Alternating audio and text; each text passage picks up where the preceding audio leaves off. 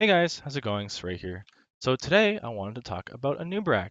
And Anub'arak is a hero that we haven't really seen played too much recently. He's kind of fallen out of popularity, and this is because he's received several nerfs. He has received a tiny bit of a health buff in the most recent patch, and maybe he could be viable even before this kind of health buff.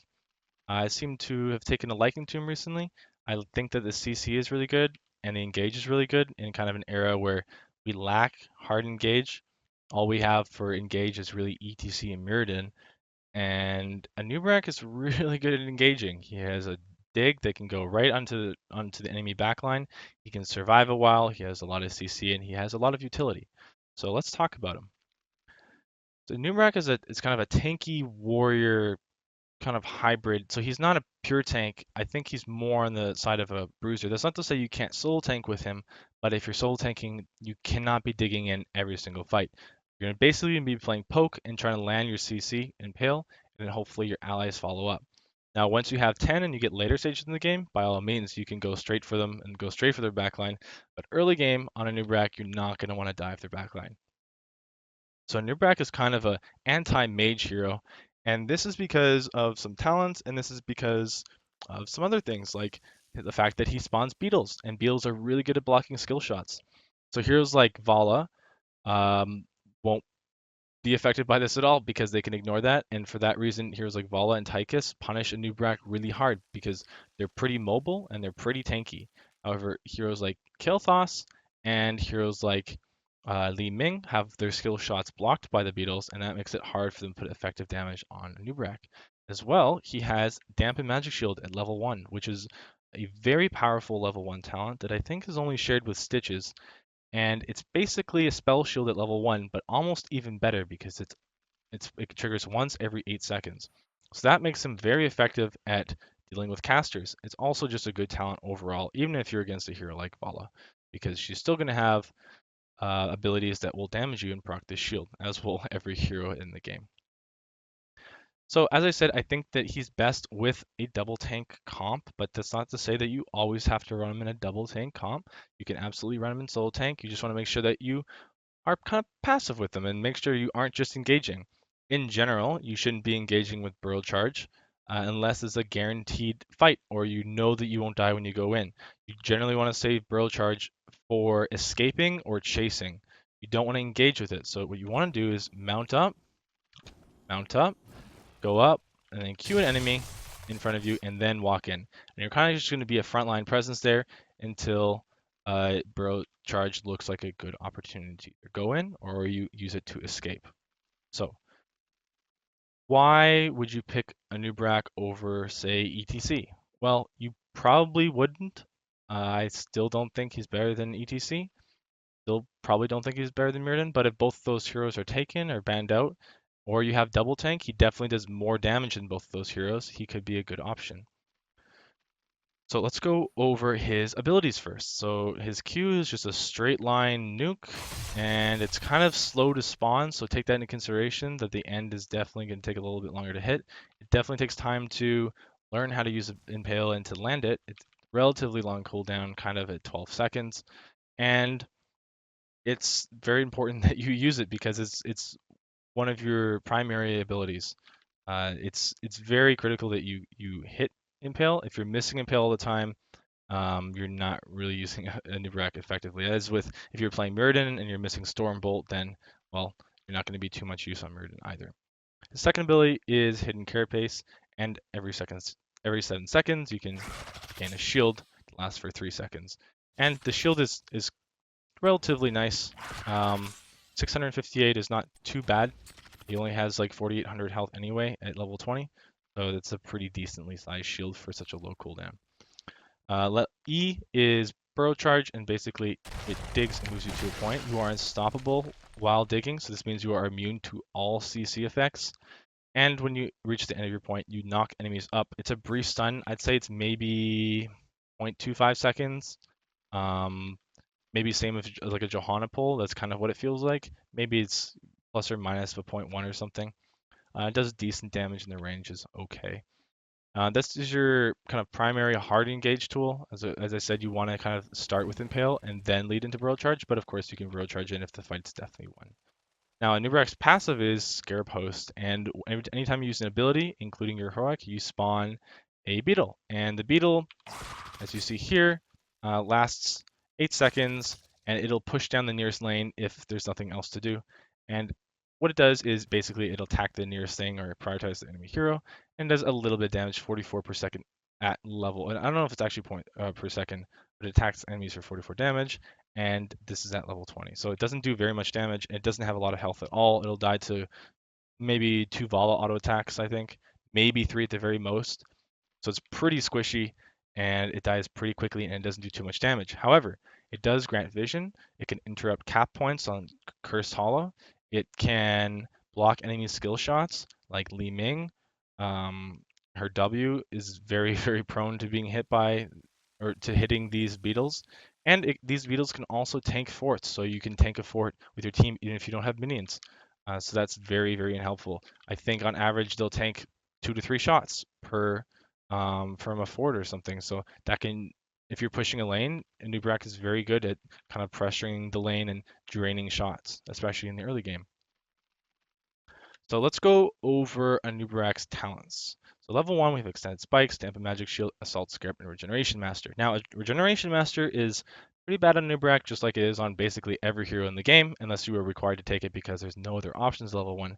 Luckily for Anub'arak, he does have Dampen Magic, as I said earlier, which is a very strong talent.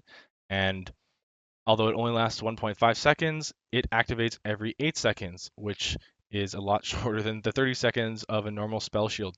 And most of the burst damage, I mean, the whole point of taking Dampen Magic is to reduce ability damage, which is usually done instantly. So if you think of a Tyrande stun or a KT combo, all of those, most of those things are, or Jaina, those are all things that are done pretty much within like a fraction of a second. So it doesn't matter how long it lasts because the damage is pretty much instant anyway. Extended Spikes increases the range and damage of Impale. Impale has very low base damage, so increasing the damage by 25% isn't very significant at all. You can see the range here without the talent, and you can see it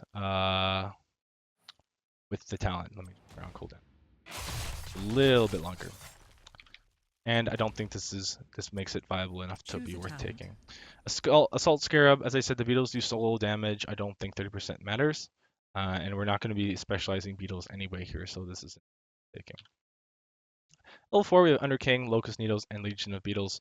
Legion of Beetles spawns a beetle every 8 seconds, and I don't think that's good enough to be worth taking it. As I said again, the beetles just are not effective enough to be worth investing into beetles, and if you invest into beetle now, you're going to want to get beetles later, which means more beetles, which means a worse Anub'arak overall. Locust Needles is actually pretty decent if your team lacks wave clear and you need the wave clear. Does 60% damage in an area around your target. So obviously this works on heroes well, but heroes are usually spread out more. The ranges that it hits is quite small, so you're barely even gonna be able to hit 4 minions in a minion wave, let alone multiple heroes in a fight. So this has basically zero effect on team fights. It's only PvE. Under King increases the range by 20 and the damage by 100%. This is what you're going to take most of the time. And not only is this a strong talent, but it synergizes at level 16 with Epicenter, which is also Burrow charge talent. So Under King is I mean, the damage is 100%. So from 235, it's going to double that. That's quite a bit longer, or quite a bit more damage. And the range increase. So this is normal range. And with Under King, you're going to get a little bit longer, but this is actually significant enough to be impactful in fights. So the range was already pretty long, but with the 20% more, it's even longer, and this helps you engage fights that you might not have been able to do otherwise. So I think that Under King is the option you take at level 4. At level 7, I always go Chitness Plating. So Chitness Plating can reduce the cooldown of your Hardened Carapace by 3 seconds. Now, you're going to need to be hit by 4 abilities to reduce it to the max of 3 seconds. So a hero like Sylvanas, her W, it takes her multiple times in one cast, or Lunara, which is poison damage, which takes multiple times. So all those things will give you the 3-second reduction in cooldown. And remember that this lasts 3 seconds. So if it's reduced to 4-second cooldown and it lasts for 3 seconds and they're not destroying the shield fully, you're only going to have 1 second of not having a shield. And the mana cost is very low. It's only 30. So you can spam this shield all day long. And this is going to give you very, very, very effective health coverage. It also has very good synergy with Urticating Spines at level 13, which we'll talk about in a moment. So again, Leeching Scarabs 50% healed from beetles, but they do such little damage that it heals you for barely anything in the first place. Shed Exoskeleton is nice. It increases the your moon speed by 30% for 3 seconds. But again, I just think Chitinous Plating is too good to pass up. I find that since you're digging into fights anyway, you don't really need the movement speed. So I think that it's fine to take Chitinous Plating. At level 10, you have Locust Swarm and you have Cocoon. So Locust Swarm is obviously standard, but I think Cocoon is definitely a strong pick in some situations. Locust Swarm also, so since it hits on any enemy in any area, as many enemies as there are, this is a really good talent on Infernal Shrines. So if you are fighting on the point, there's a lot of little, I don't know what they're called, skeletons that you can fight, and Locust Swarm, there'll be up to 10, so you can hit up to 10 and heal for, just with this, you'll heal for 390 per second, and you'll do damage to all those in the air. So this is very effective at basically you pop it and you dive into the enemy team and it gives you extra sustain and a ton of AoE damage. And Anub'arak already does great AoE damage, so it just makes him an insane backline threat for 8 seconds. So Cocoon is a talent you want to take if there's a number of situations that this talent is good. So you have the situation where you can use it for peel. So if there's an enemy like they have an Illidan constantly diving on your backline, you can just wrap him and focus on the rest of the team. Or you can wrap Illidan's healer. Say they have a Rehgar, you can wrap Rehgar and just focus the Illidan. You can wrap their Vala, who's doing too much damage, and just focus another hero on the team. So this is obviously broken if the enemies attack it. So you could wrap a hero that's far off to the side that maybe hasn't gotten there yet, and it basically freezes them there for 8 seconds. And that can be really helpful to winning fights. You can use it to set up combos. So if you have Cocoon, you can wrap, say you find their Li Ming and you wrap you cocoon Li Ming, and if you have a Malfurion in your team, Malfurion can root so that when Li Ming comes out of the cocoon, she's immediately rooted, and your team can blow her up and CC lock her right out of it. So you can set it up, use it as setup. You can also use it to steal bosses or to steal camps. So if the enemy team is fighting over a boss and their tank is standing on the point, you can just cocoon their tank and take the boss. It has a ton of uses. Note that Cocoon is also affected by like Void Prison, for example. So if you cocoon a target and then they get VP'd, the cocoon duration doesn't keep going. So they'll be cocooned even longer. So cocoon is a good talent, but you need to make sure that it takes some time to getting used to of when you should use it. Generally though, you probably just wrap their healer and kill their damage. So let's take a look at Storm here.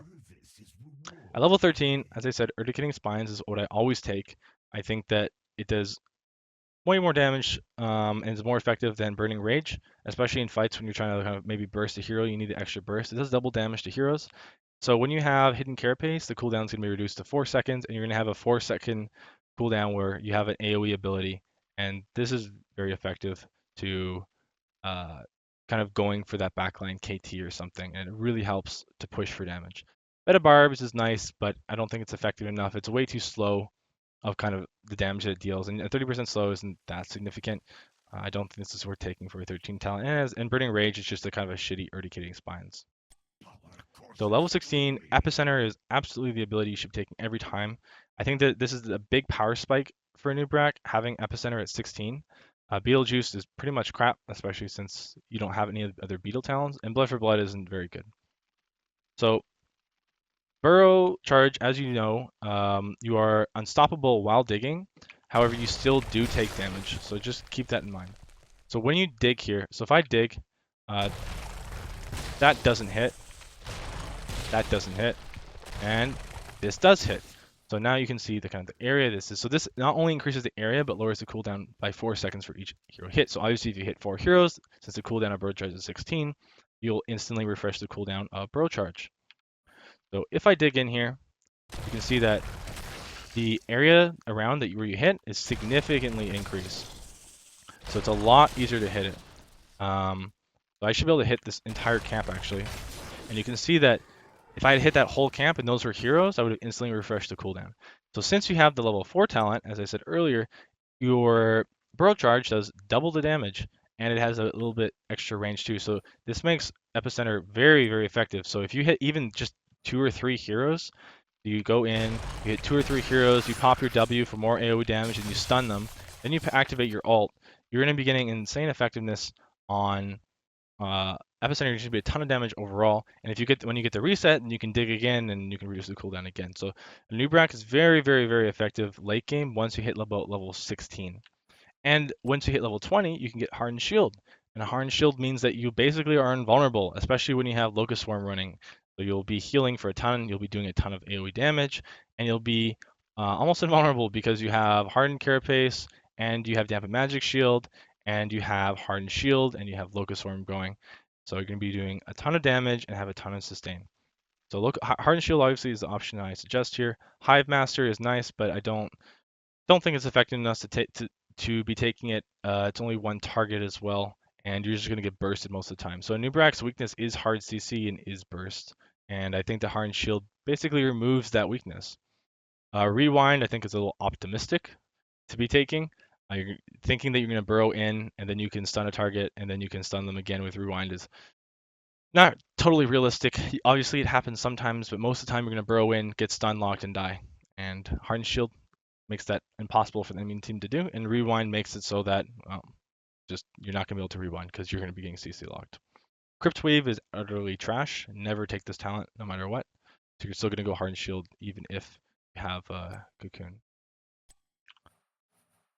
So Anub'arak is he's not an OP hero by any means, but he's definitely a good option in some teams. If the enemy team has has kind of double mage or something, and they're pretty sustaining. They have like a Gul'dan. I think that Anub'arak is a fantastic choice. Just make sure you try and get another tank or at least another frontline to be going in with him.